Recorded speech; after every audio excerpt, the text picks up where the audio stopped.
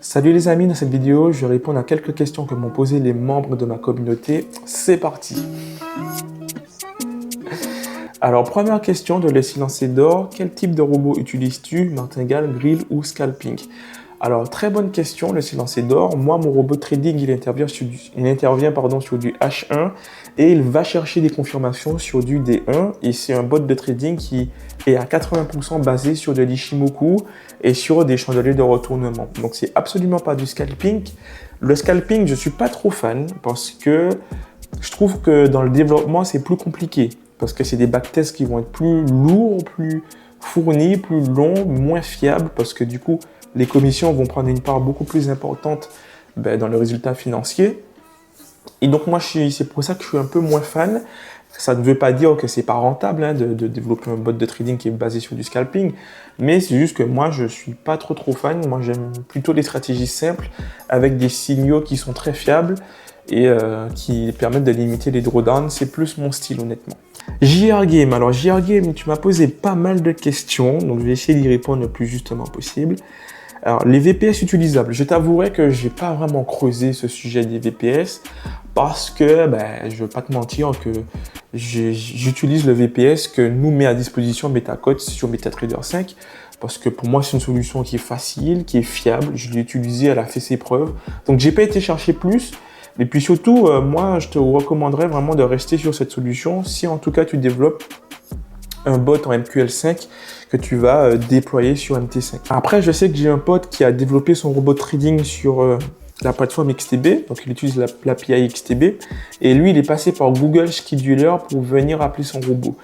Donc, tu vois, il y a pas mal de solutions. Donc, tu peux, à mon avis, utiliser le scheduler que tu veux, le VPS que tu veux, à partir du moment où voilà, ton robot de trading il n'a pas forcément été codé sur MT5, mais si tu l'as codé sur MT5 en MQL5, franchement je pense que le mieux c'est d'utiliser le VPS de MetaCodes tout simplement. Stratégie basique à tester pour un petit compte. Petit compte, franchement c'est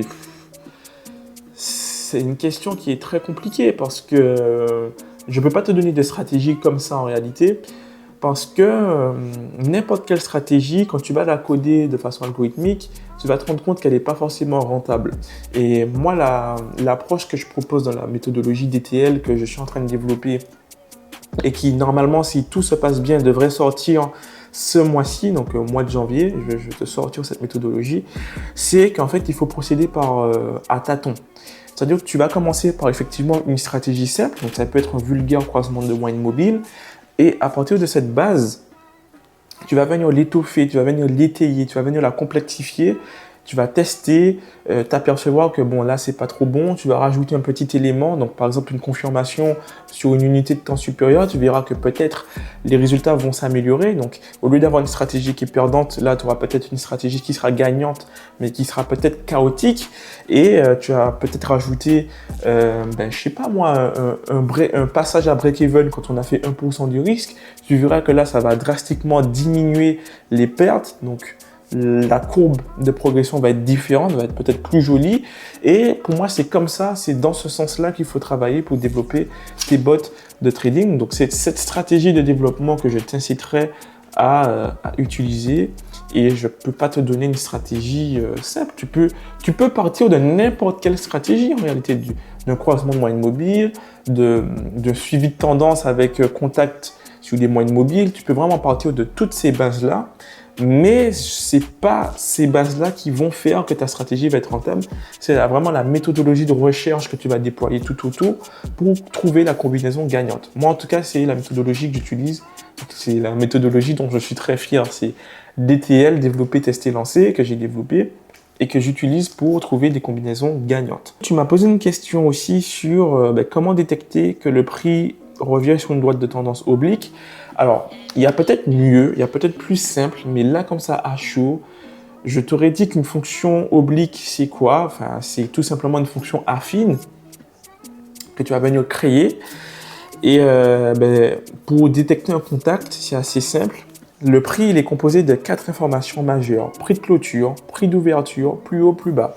Et donc, ce que tu vas venir tester, c'est à tout instant, est-ce que le prix d'ouverture est supérieur à l'oblique Est-ce que le prix de clôture est lui aussi supérieur à l'oblique? Donc là, je parle d'une tendance haussière et d'une oblique haussière.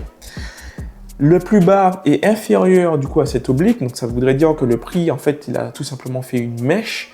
Et tu vas travailler avec des seuils, donc tu vas voir dans quel intervalle se situe le prix par rapport à l'oblique. Voilà, tout simplement. C'est aussi simple que ça. Il y a peut-être plus simple encore, peut-être plus logique, mais à chaud comme ça, c'est la solution que j'aurais à te donner. Et puis pour tracer une oblique, c'est assez simple. Tu peux faire une fonction affine, donc ax plus b, et tu auras ton oblique, quoi. Mais ouais. Après, il y a peut-être plus simple, honnêtement, peut-être plus simple. Mais voilà comment tu peux détecter un contact sur une droite oblique. Si tu as déjà ta fonction qui t'a créé ton oblique, ben, tu peux détecter le contact comme ça. Ensuite, Costa. Costa, quels sont les points essentiels en dehors de la stratégie elle-même dans un script pour le rendre rentable? Alors, Costa, moi, je te dirais, dans un premier temps, il va falloir tester les inputs. C'est-à-dire, les inputs, ça peut être le stop loss, comment tu définis ton stop loss, comment tu définis ton take profit et comment tu définis ton trigger, donc ton signal qui va te permettre de rentrer soit à la vente, soit à l'achat. Donc, tu as ça.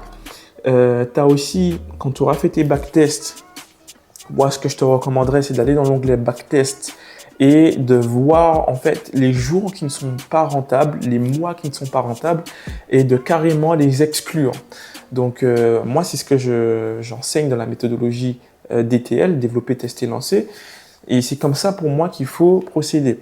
Et donc, tu vas venir faire une flopée de backtest en faisant varier les inputs pour trouver la combinaison gagnante. Et comme je l'ai expliqué un petit peu plus tôt dans la vidéo, il ne faut pas hésiter quand tu commences à venir étoffer ta stratégie. Donc, c'est-à-dire que quand tu fais un premier backtest et que tu vois que ce premier backtest il n'est pas concluant, tu vas venir rajouter des filtres supplémentaires, peut-être aussi jouer avec ton trigger, ton déclenchement de prise de position. Enfin, vraiment, c'est un travail minutieux, c'est un travail de tâtonnage et il faut vraiment y aller petit pas par petit pas. Alors, je réponds à la seconde partie de ta question. Est-ce qu'une stratégie simple à appliquer et à comprendre peut rendre un bot rentable? Donc, j'ai un peu répondu à cette question en répondant à JR Game. Oui, tu peux partir d'une stratégie simple à comprendre à la condition que tu vas faire beaucoup de backtests et tu vas venir l'étoffer, la complexifier pour la rendre rentable avec une méthodologie bien précise. Ok? Donc, oui, c'est possible. Donc, voilà, c'était tout pour les questions sur Telegram. Il n'y en a pas eu beaucoup. Ah oui, il y a eu Chris qui me dit « Bonjour Nicolas, j'aimerais savoir si c'est possible que tu fasses une vidéo sur des bots de trading avec une connexion API, si c'est possible. » Alors oui Chris, c'est possible, mais pas dans l'immédiat parce que pour moi, la priorité, c'est de me concentrer vraiment sur MQL5 et MetaTrader 5. Et une fois que cet univers il sera totalement maîtrisé, là, on pourra voir ce qu'on peut faire sur des API, peut-être dans la seconde partie de l'année, mais pas pour tout de suite Chris.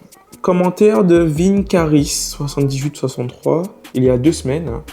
Mais pourquoi tu ne vends pas ton bot plutôt que de faire un Zumba, lol? Bon, déjà, parle bien, mec, je suis pas ton camarade, donc je ne fais pas de la Zumba. Et pourquoi je ne vends pas mon bot? Alors, tout simplement, parce que ça, c'est une question qui est très importante. Parce que c'est un bot que j'ai lancé sur une propre firme. J'essaye de passer un challenge avec. Et FTMO, leur règle, c'est que en gros, tu peux utiliser des bots de trading, donc des expert advisors, comme ils l'appellent, à la seule condition que tu sois le seul à l'utiliser. Et si plusieurs personnes utilisent le même bot pour passer un challenge ou pour trader une propre firme, là, je pense qu'ils ont des robots qui peuvent détecter que plusieurs comptes ont pris la même position au même moment avec le même lot, même configuration, même stop loss, même TP. Et donc, je pense qu'ils peuvent bannir tous ces comptes-là. Donc, c'est pour ça, c'est vraiment pour ça, en fait, que je ne partage pas ce bot. Parce que si je le partage, je prends le risque que quelqu'un le récupère et l'utilise aussi sur une propre firme et essaie de le passer en même temps que moi. Et du coup, je prends le risque de me faire ban. Donc, moi, ce que je conseillerais à tous ceux qui veulent utiliser des bots de trading pour passer les challenges FTMO, par exemple, ou les challenges propre firme, qui utilisent évidemment les expert advisors, c'est de vous assurer que vous avez trouvé un paramétrage, vous êtes le seul à utiliser cette stratégie, ce robot. Si vous ne pouvez pas répondre oui à la question, êtes-vous le seul à utiliser ce robot, c'est même pas la peine d'utiliser ce robot pour passer les propres firmes. Même pas la peine parce que vous courez un gros risque de vous faire ban. Ok? Donc, vous pouvez par contre utiliser des robots récupérés sur le marché pour des comptes propres, pour des comptes titres, pour des comptes personnels. Mais dès qu'il s'agit de propres firmes, moi, je vous déconseille fortement d'utiliser un bot qui a déjà été utilisé par quelqu'un d'autre pour passer un challenge propre firme. Ok? Donc, c'est super important. Moi, je ne vais pas vous mentir, hein, je peux vous proposer des bots, mais je vais toujours vous mettre en garde dans le fait que si je vous propose ça, vous prenez le risque que quelqu'un d'autre l'utilise pour passer un challenge avec et donc de vous faire ban. Ok? Donc, voilà. Alors, Mike Boss 103. Salut sur ton test. Donc, quand il parle de mon test, il parle du backtest de mon robot de trading que j'ai lancé sur mon challenge 100K. Quel est ton Sharpe ratio? Alors, mon Sharpe ratio, il est de 4,75. Donc, c'est un Sharpe ratio que j'ai obtenu en backtestant mon bot de trading de 2021 à 2024. Ce qu'il faut savoir, c'est que mon robot de trading n'a pas été rentable en 2020. Donc, c'est pour ça que je l'ai exclu du backtest. Tout simplement parce qu'on le sait tous, voilà, 2020, c'était une année particulière avec le Covid. C'était une année de crise. Et donc, moi, l'enseignement que j'en ai tiré, c'est que si jamais on traverse une crise, il faut que je coupe mon robot de trading parce que c'est pas forcément un robot qui est performant en temps de crise. Voilà. Donc, voilà, les amis, pour cette petite FAQ. N'hésitez pas, hein, si vous avez des questions, posez-les-moi. N'hésitez surtout pas. Moi, j'essaie d'y répondre dès que j'ai le temps. Et puis, si j'ai beaucoup de questions, moi, je ferai avec plaisir une FAQ 2, une FAQ 3, une FAQ 4 pour pouvoir répondre à vos questions. Donc, comme je l'ai expliqué, là, je suis en train de développer la méthodologie DTN. Franchement, c'est un produit que je prends du temps à développer parce que j'ai envie de vous faire de la qualité. Dans cette méthodologie, il y aura pas mal de contenu. Donc, reste bien connecté parce que ça va sortir ce mois-ci pour sûr. Ça va sortir ce mois-ci. Donc, si tu veux être parmi les premiers à être au courant de la sortie de cette méthodologie, n'hésite pas à t'abonner. N'hésite pas à me suivre sur tous les réseaux sociaux. Je vais balancer l'info partout. Et voilà. Sur ça, je te dis à la prochaine pour une nouvelle vidéo. C'était Nicolas Alexandre.